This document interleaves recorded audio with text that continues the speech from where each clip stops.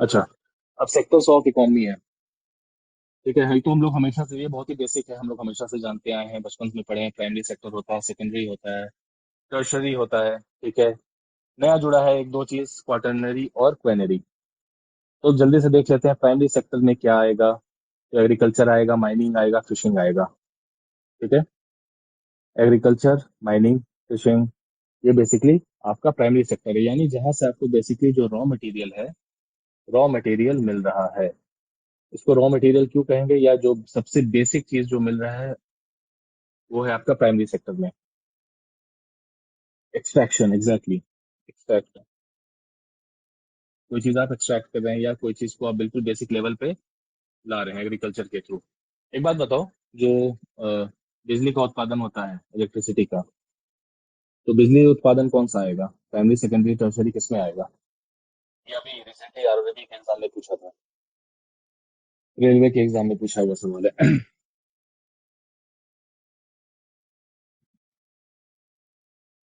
Secondary, Shivam कह रहे हैं सेकेंडरी। और बताइए, और क्या बताइए क्या हो सकता है?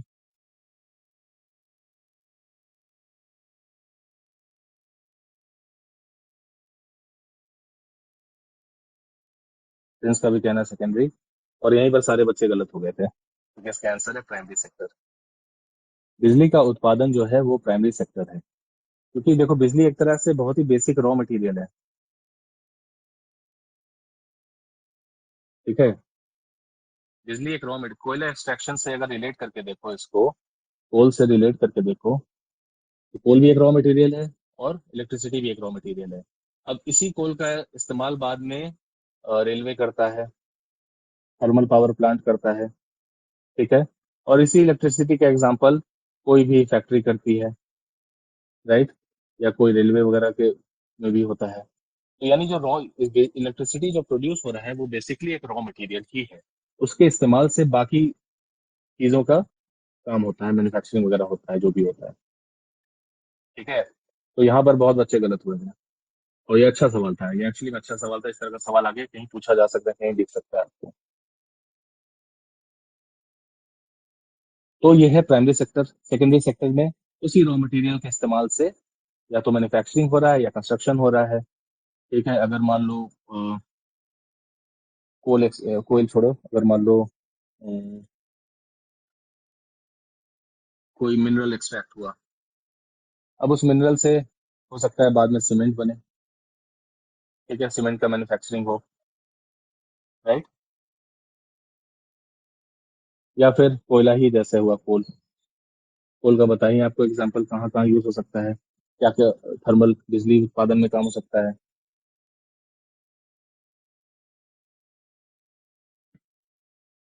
Bauxite, aluminium. ठीक है, कल एग्जाम है एनटीपीसी का, मॉर्निंग शिफ्ट में किसी फ्रेंड्स का? ओके ओके, गुड गुड, ये था बढ़िया से। नेगेटिव मार्किंग भी है, इसलिए ध्यान रखना, और कोशिश करना कि अ, कम रिस्क लो। ठीक है, कहाँ से जोन कौन सा भरा है फ्रेंड्स आपने?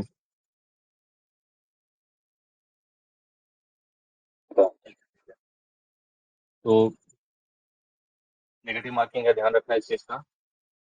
80 सवाल से ऊपर बनाओ तो बेस्ट है, सेफ रहोगे। 80 85 सवाल में सेफ रहेगा। कोलकाता जोन आई थिंक ठीक है, not bad.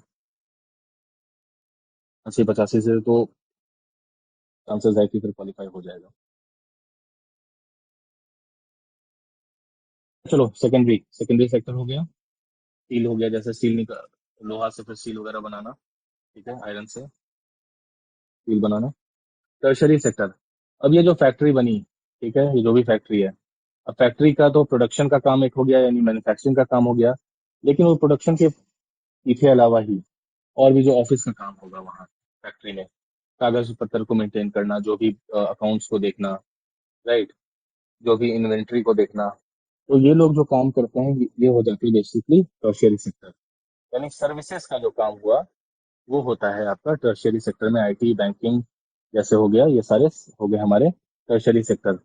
Exactly, Bokaro steel city जो हो गया, जब वो स्टील प्रोड्यूस कर रहा है बोकारो स्टील सिटी, तब वो कर रहा है बेसिकली सेकेंडरी सेक्टर का काम। ठीक है, पर वही अगर जैसे ऑपरेशंस का काम जो चल रहा है, अकाउंट्स का काम जो चल रहा है, तो उसको आप कह सकते हो टर्शियरी सेक्टर का काम चल रहा है, क्योंकि वो सर्विसेज कर रहा है। ठीक है।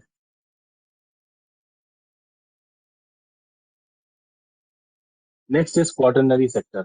अब देखो, जो अकाउंट्स का काम कर रहे हैं, ठीक है, या जो ऑपरेशंस का काम कर रहे हैं कि चलो ये कागज पत्तर है, ये लाना है, या फिर मान लो जो सामान को मैनेज करने का काम कर रहे हैं, इन्वेंट्री का, अब ये लोग कर, या फिर कोई बैंकिंग का काम कर रहा है, आईटी का काम कर रहा है, ये सर्विस सेक्टर है सारा। पर इन सेक्टर को अगर नए नए आइडियाज देने हैं, नए नए रिसर्च करना है, कि अगर आप इन्वेंट्री मैनेज कर रहे हैं तो इन्वेंट्री मैनेज करने का ये नया तरीका है। अगर आप मान लो प्रोडक्शन ही कर रहे हैं तो प्रोडक्शन को वेस्टेज कम हो, उसका एक तरीका ये है। बैंकिंग कर रहे हैं तो बैंकिंग में इफिशिएंट बैंकिंग इस तरह से किया जा सकता है, लोग आपसे ज्यादा जुड़ेंगे, लोगों का पैसा सेफ रहेगा। या फिर आईटी में ही नया टेक्नोलॉजी आ रहा है, जिससे आईटी सेक्टर में काम जो है और ज्यादा बढ़िया तरीके से हो रहा है, ज्यादा कंपनियां जो है ज्यादा अच्छा प्रोडक्टिव काम कर पा रही हैं। तो ये जो दिमाग वाला काम है, बेसिकली जो रिसर्च बेस्ड दिमाग वाला काम है, ये क्वार्टरनरी सेक्टर करता है। एग्जाम्पल इसरो के साइंटिस्ट हो गए, ठीक है, डेटा साइंटिस्ट हो गए। इनको डिवाइड करने के पीछे क्या रीजन है? देखो, इनको डिवाइड करने के पीछे सबसे बड़ा रीजन अगर समझूं तो ये है कि, तो पहले क्वेनरी खत्म कर लेते हैं, उसके बाद समझाते हैं। नेक्स्ट है क्वेनरी सेक्टर। क्वेनरी सेक्टर होता है हाई लेवल डिसीजन मेकिंग। यानी अगर ये रिसर्च करना है हमको कि आईटी सेक्टर में मान लो जैसे लोग पाइथन पाइथन एक सॉफ्टवेयर सीखते हैं, बिग डेटा एक सीखते हैं, ठीक है, तो किसी को लगा कि यार एक सॉफ्टवेयर पाइथन लाना चाहिए या बिग डेटा लाना चाहिए, ऐसा कोई सॉफ्टवेयर लाना चाहिए, जिससे जो है डेटा एनालिटिक्स का काम जो है, आईटी का काम बहुत स्मूथ हो जाएगा। तो ये जो रिसर्च करने वाला काम जो है वो तो चलो क्वार्टरनरी सेक्टर कर रहा है, पर क्या ये पाइथन, क्या ये बिग डेटा को हमको लाना चाहिए? क्या हमारे पास इसको लाने के लिए उतने लोग हैं, उतने पैसे हैं, ठीक है, क्या उससे हम उतना रेवेन्यू जनरेट कर पाएंगे? क्या हमसे वाकई उससे उतना फायदा होगा? क्या इसको लाने के लिए जितने पैसे हम खर्च करेंगे हमको उसका आउटपुट उतना मिलेगा? ये डिसीजन लेने वाला होता है क्वार्टरनरी से क्वेनरी सेक्टर। ठीक है। यानी जो हाईएस्ट लेवल ऑफ आपका डिसीजन मेकिंग है, बेसिकली वो हाईएस्ट लेवल का डिसीजन मेकिंग जो करता है वो है आपका क्वेनरी सेक्टर। Yes yes. सभी तो सर्विस प्रोवाइड कर रहे हैं, एग्जैक्टली ये सर्विस ही प्रोवाइड कर रहे हैं, लेकिन सर्विस प्रोवाइड करने का जो इनका लेवल है वो अलग है। सर्विस तो मोदी जी भी प्रोवाइड कर रहे हैं ना, और सर्विस आपका डीएम भी प्रोवाइड कर रहा है, राइट। पर डीएम के सर्विस प्रोवाइड करने में और मोदी जी के सर्विस का प्रोवाइड करने में लेवल का अंतर है। प्राइम मिनिस्टर और डीएम में अंतर है ना, वही फंडा हो जा रहा है। प्राइम मिनिस्टर जो है वो डिसीजन ले रहा है। उसको अगर मान लो इसरो साइंटिस्ट कह रहे हैं कि सर हम लोगों को जीपीएस, एक नया तरह का सैटेलाइट बनाना चाहिए ताकि जीपीएस का डेटा अच्छा कलेक्ट कर सकें, तो ये बनाना है या नहीं बनाना है, उसमें कितना खर्चा होगा नहीं होगा, तो कहीं ना कहीं मोदी जी या प्राइम मिनिस्टर जो है वो उसमें डिसीजन लेगा हाई लेवल का। हालांकि इसरो को फंड मिल जाता है, इसरो भी डिसाइड कर लेता है फाइनली, पर क्या उससे और फायदे हैं नहीं है, तो एक फाइनल डिसीजन कहीं ना कहीं तो हाई लेवल, उससे भी हाई लेवल से आता ही है। ठीक है। तो इसी से समझ लो, यही एग्जांपल से समझ लो जो तुम्हारा सवाल था कि आखिर डिवाइड के पीछे करने का रीजन क्या है, तो यही रीजन है कि आप आइडेंटिफाई करें कि कौन से सेक्टर के कौन लोग हैं। अगर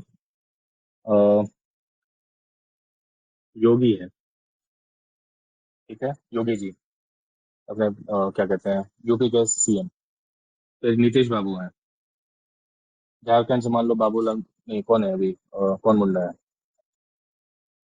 तो हेमंत सोरेन, सॉरी हेमंत सोरेन, ठीक है, या फिर कोई और भी, ममता दी उनकी, राइट। तो ये लोग भी कहीं ना कहीं एक अच्छे लेवल पे हैं, राइट।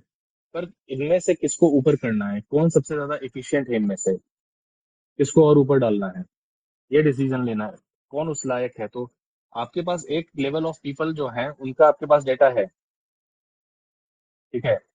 तो जब आप पता रहता है आपको कि कौन लोग प्राइमरी सेक्टर के हैं, कौन लोग सेकेंडरी सेक्टर के, कौन लोग टर्शियरी सेक्टर के हैं, कौन क्वार्टरनरी के हैं और कौन क्वीनरी के हैं, तो आपको मालूम रहता है कि इस इंसान पे किस तरह से फोकस करना है। अगर कोई आपको दिख जाता है ऐसा टर्शियरी सेक्टर में ही इंसान, कि ये इंसान के पास आइडियाज बहुत अच्छे हैं, तो उसको आप प्रमोट करके इस सेक्टर में डाल सकते हो, क्वार्टरनरी में, कि नहीं भाई तुम चलो रिसर्च करो। और अगर आप देखते हो ये रिसर्च तो अच्छा करता ही है, लेकिन डिसीजन मेकिंग भी अच्छा कर रहा है, तो उसको आप इस सेक्टर में भी डाल सकते हो। तो आपके पास वर्क फोर्स जो है, आपके पास वो वर्क फोर्स का आपको सेग्रीगेशन करने में एक तो पहला हेल्प मिलता है। ठीक है।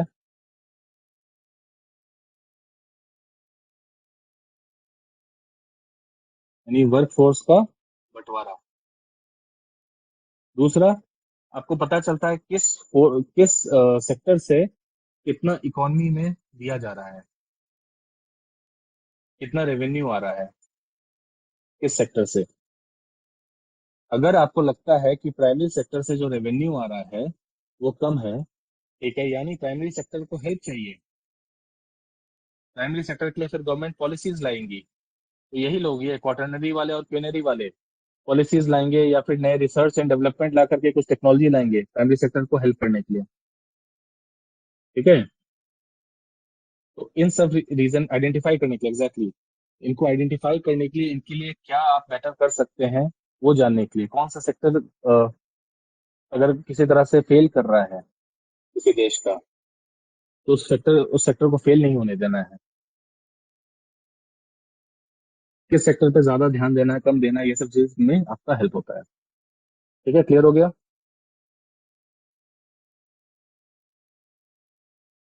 देखो, अभी तो सेक्टर के हिसाब से क्लासिफिकेशन था, अब एक्टिविटीज के हिसाब से भी क्लासिफिकेशन होता है। ठीक है। तो उसमें ज्यादा अंतर है नहीं, वही चीज है, प्राइमरी एक्टिविटीज यानी extraction from nature, secondary activities उस एक्सट्रैक्ट किए हुए चीजों का प्रोसेसिंग, मैन्युफैक्चरिंग, और tertiary activities services like education, trade etcetera.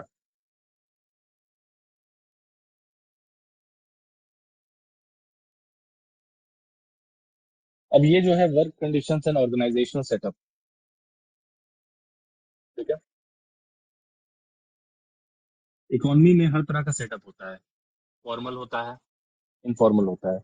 यानी ये फॉर्मल सेक्टर हुए जो कि लीगली आपको रजिस्टर्ड है, राइट, जहाँ के एम्प्लॉयज भी लीगली रजिस्टर्ड हैं। यानी इनको पता है कि कंपनी जो है इनकी इनकी कंपनी गवर्नमेंट के साथ रजिस्टर्ड की हुई है। गवर्नमेंट को पता है इनके बारे में सब कुछ, कि हाँ ये रजिस्टर किया हुआ कंपनी है, ये कितना प्रॉफिट कर रही है, कितना लॉस कर रही है, क्योंकि कंपनीज को रजिस्टर करने के बाद सब इंफॉर्मेशन गवर्नमेंट को देना पड़ता है।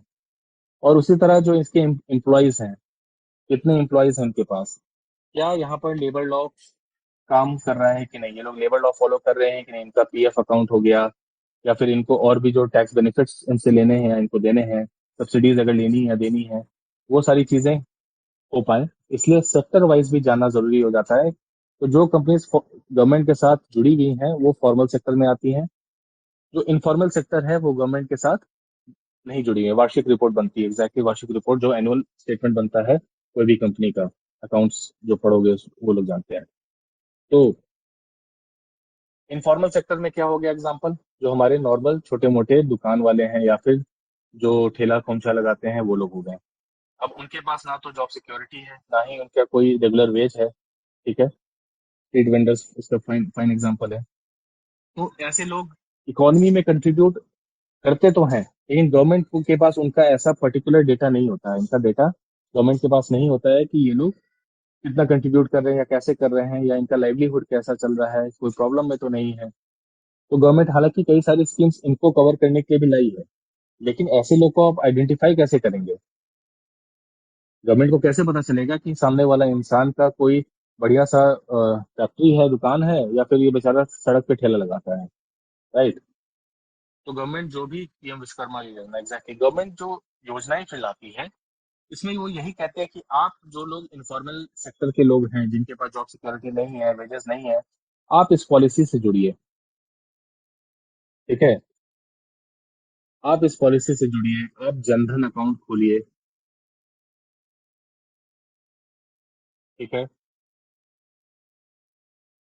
इस तरह से कई सारे पॉलिसीज आती है जिसमें ये लोग खुद ही जुड़ते हैं, और तब जाके गवर्नमेंट को धीरे धीरे पता लगता है कि इतने लोग हैं या ये लोग हैं जो कि अभी भी इनफॉर्मल सेक्टर से जुड़े हुए हैं। गवर्नमेंट को एक एस्टिमेट मिलता है, फिर स्टैटिस्टिक्स डिपार्टमेंट जो है उसके बेसिस पे कैलकुलेशंस करके एक बड़ा डेटा सेट तैयार करती है कि इतने लोग हो सकते हैं इनफॉर्मल सेक्टर में, और तब उस हिसाब से और भी पॉलिसीज वगैरह लाई जाती हैं।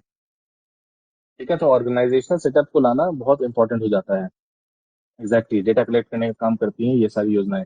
ये सिर्फ बेनिफिट नहीं प्रोवाइड करती हैं लोगों को, बल्कि डेटा कलेक्ट भी करती हैं लोगों का।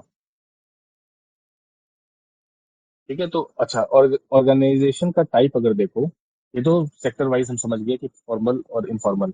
ऑर्गेनाइजेशन यानी कोई कंपनी का टाइप क्या है। या तो कंपनी कोई इंडिविजुअल ओन कर रहा है, यानी प्राइवेट कंपनी है। ठीक है, या फिर कोई कंपनी हो सकता है, गवर्नमेंट कंपनी हो सकता है, जैसे रेलवे हो गया। या फिर जॉइंट हो सकता है, गवर्नमेंट प्राइवेट, गवर्नमेंट और प्राइवेट दोनों मिल करके, जैसे मारुति उद्योग हो गया।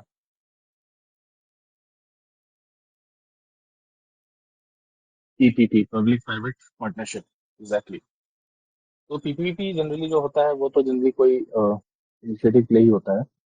अच्छा, एक बात बताओ, अगर एलआईसी जैसे गवर्नमेंट कंपनी है, ठीक है, तो ये अपना अगर शेयर्स बेच देती है, ठीक है, उस केस में क्या होगा।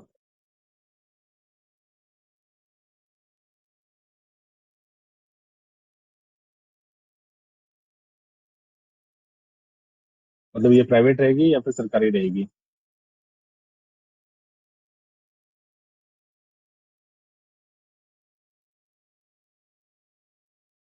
सरकारी ही रहेगी, एलआईसी अगर सरकारी है तो।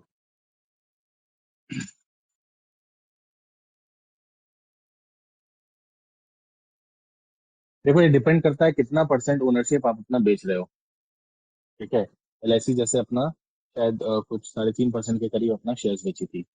तो मेजर, ठीक है, तब तक सरकार बेचेगी नहीं। एग्जैक्टली। अगर मान लो सरकार 51% शेयर बेच देती, पूरा नहीं बेचती, 51% भी शेयर जो है वो पब्लिक को ये क्या कहते हैं, बेच देती, तब ये गवर्नमेंट कंपनी एलआईसी तब गवर्नमेंट कंपनी नहीं रहती। अभी भी ये गवर्नमेंट कंपनी है। ठीक है, तो इस सवाल को कंफ्यूज किया जा सकता है, क्योंकि कई लोग समझते हैं कि एलआईसी ने अपना शेयर्स पब्लिक कर दिया, तो शेयर्स पब्लिक कर दिया तो इसके बाद से ये अब बन गई गवर्नमेंट कंपनी। और कंफ्यूजन एक और होता है लोगों को, ये जो टर्म है पब्लिक करना। ठीक है, जनरली जब जो शेयर को पब्लिक किया जाता है, अगर मान लो कोई कंपनी, मान लो लेट्स से इन्फोसिस ही मान लेते हैं। ठीक है, आई डोंट नो इन्फोसिस का तो है शायद वैसे, पर मान लो अभी इन्फोसिस एक प्राइवेट कंपनी है। ठीक है, और अभी इसने अपना शेयर वगैरह मार्केट में आईपीओ नहीं किया है। आईपीओ कहते हैं इनिशियल पब्लिक ऑफरिंग। ठीक है, तो अभी इन्फोसिस ने अपने शेयर्स को पब्लिक नहीं किया है। तो जब ये देख लेता है लोग कि अरे इन्फोसिस ने तो शेयर्स पब्लिक कर दिया, ठीक है, कितना भी परसेंट कर दें, चलो 51% ही अपना शेयर पब्लिक कर दिया, तो उस केस में बताओ क्या होता है। इन्फोसिस क्या सरकारी कंपनी बन जाती है।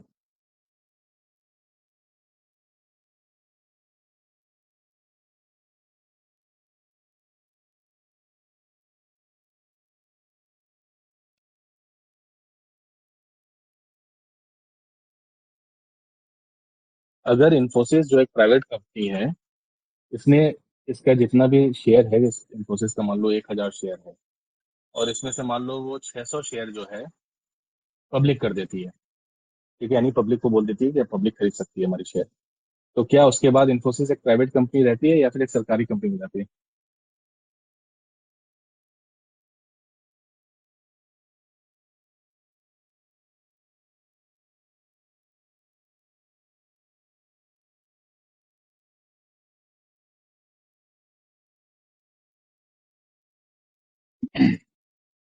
प्राइवेट ही रहेगी, एग्जैक्टली। क्योंकि लोग ना कंफ्यूज हो जाते हैं यहाँ वाले बात से, ये पब्लिक वाला स्टेटमेंट।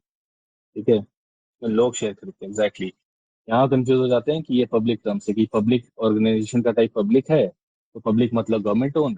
यानी इन्फोसिस अगर अपना शेयर्स को पब्लिक कर रही है, तो इन्फोसिस अब एक सरकारी कंपनी बन जाएगी। Exactly, that's the point.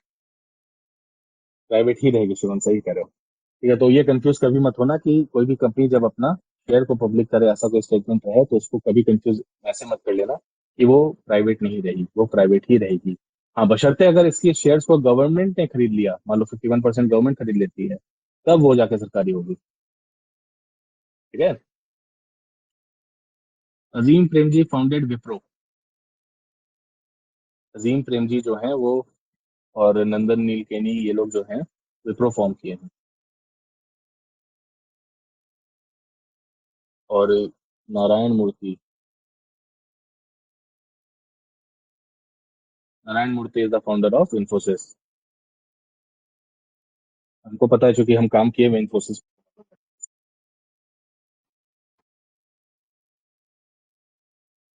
Narayan मूर्ति की वाइफ कौन है? और इनकी बेटी कौन है? बेटी का नाम मेरे को याद नहीं है, लेकिन इनके बेटी के हस्बैंड कौन है ये बताओ।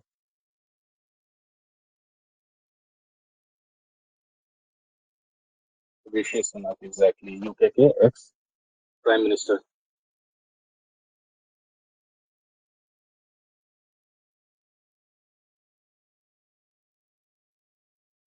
अच्छा, ये वाला आपको पता है? एक मजेदार बात बताते हैं, चलो थोड़ा सा।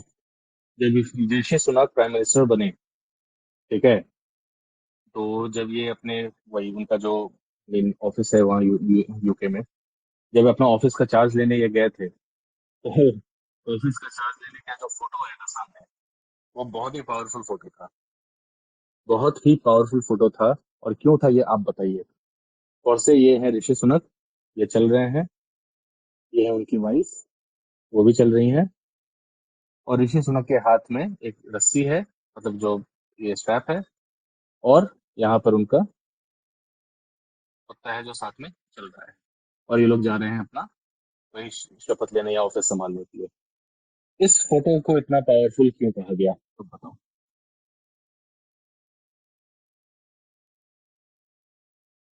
नहीं, ऐसा क्यों नहीं था? इंडियन क्यों नहीं अलाउड था? बिल्कुल अलाउड था, तभी तो वो प्राइम मिनिस्टर बन पाए हैं, ऐसा थोड़ी है। अगर इंडियन अलाउड नहीं होता तो फिर इनको बनाने, और इंडियन थोड़ी है ऋषि सुनक। ऋषि सुनक तो बेसिकली ब्रिटिश ये है ना, नागरिक है ना। सोचो एक बार, सोचो क्या हो सकता है। ये एग्जाम ओरिएंटेड नहीं है, बट हाँ, इसको इंटरव्यू में ये एक कह सकते हो फॉर अ रिलैक्सिंग कोट, या मतलब ऐसा कुछ, जब कोई नॉर्मल डिस्कशन ऐसा कुछ कहना हुआ तब। गीता हाथ में था। गीता तो याद नहीं है मुझे, हाथ में था ये। हिंदुइज्म नहीं, हिंदुइज्म नहीं, कुत्ते के साथ जा रहे हैं वो अपने वाइफ के। हिंदुइज्म वाला फैक्टर नहीं है यहाँ पर।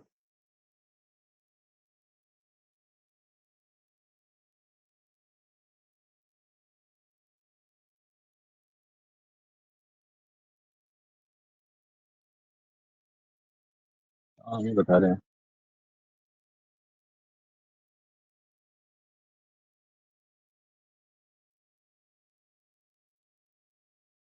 ये कुछ याद आ रहा है?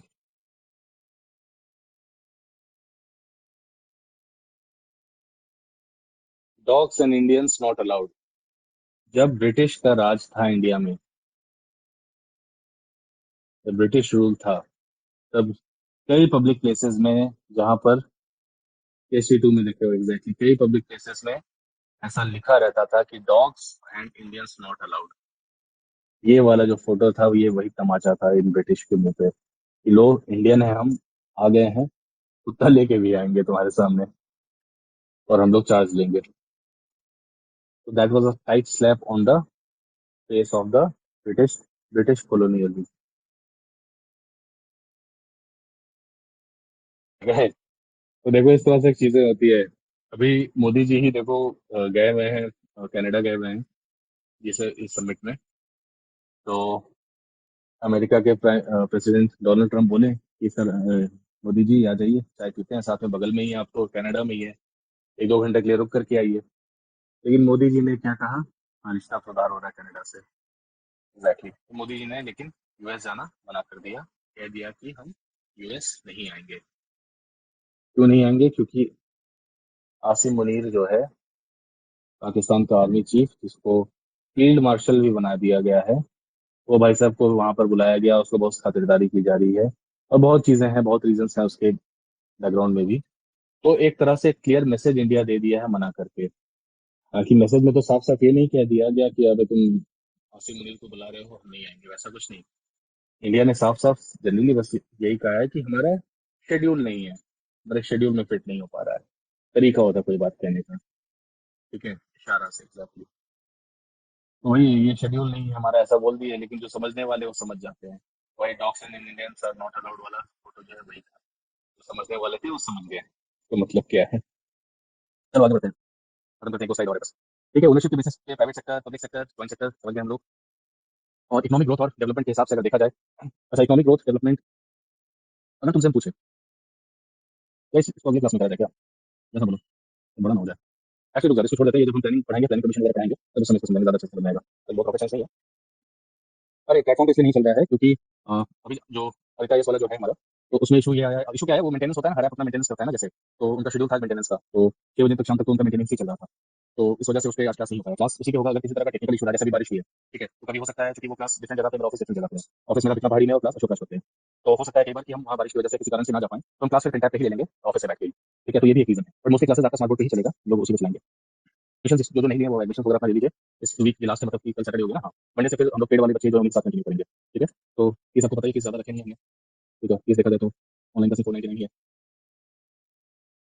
ऑफलाइन अगर कोई बच्चे आकर के क्लास में बैठ करके भी लेना चाहें वो भी कर सकते हैं। ऑफलाइन का भी फीस ऑनलाइन चल रहा है डिस्काउंट के बाद।